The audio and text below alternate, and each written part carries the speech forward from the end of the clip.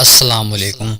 آج میں آپ کو جو واقعہ سناؤں گا وہ حضرت عائشہ رضی اللہ تعالی عنہا اور حضرت محمد صلی اللہ علیہ وسلم کے نکاح اور رخصتی کا واقعہ ہے۔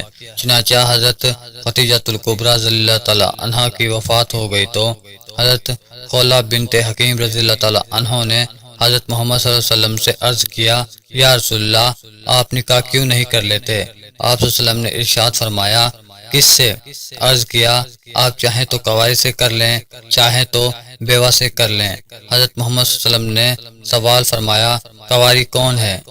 انہوں نے جواب دیا، مخلوق میں جو آپ کے سب سے زیادہ محبوب ہیں، ان کی بیٹی یعنی حضرت عائشہ رضی اللہ تعالی عنہا بنت ابو بکر رضی اللہ تعالی عنہ۔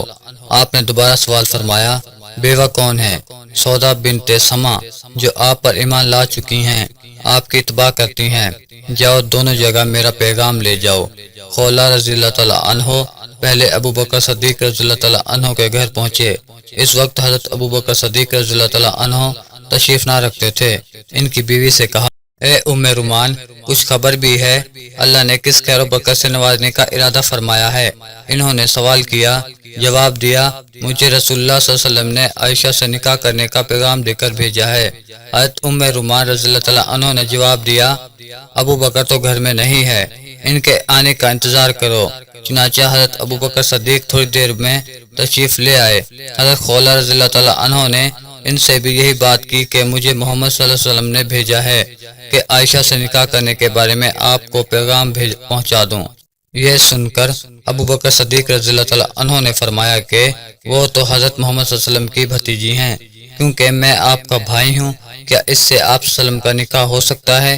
کیونکہ عرب مشرکین کسی کو منہ بولا بیٹا اور بھائی بنا لیتے ہیں تو اس کو میراث میں شامل کر لیتے ہیں اور اس کے رشتہ داروں سے شادی بھی نہیں کرتے۔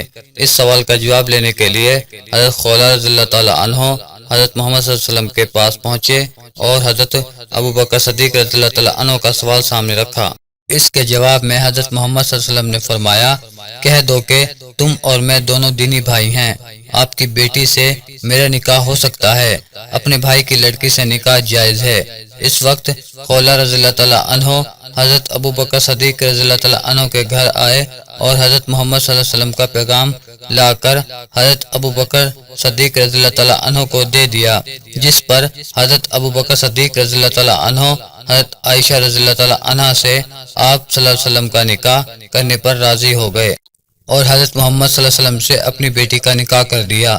اس کے بعد حضرت خولہ رضی اللہ تعالی عنہ سودا رضی اللہ تعالی عنہ کے پاس گئے اور ان کے والد جمع سے گفتگو کر کے ان کو حضرت محمد صلی اللہ علیہ وسلم سے اپنی بیٹی کا نکاح کرنے پر آمادہ کر دیا، تو یہ دونوں نکاح اکٹھے کیے گئے۔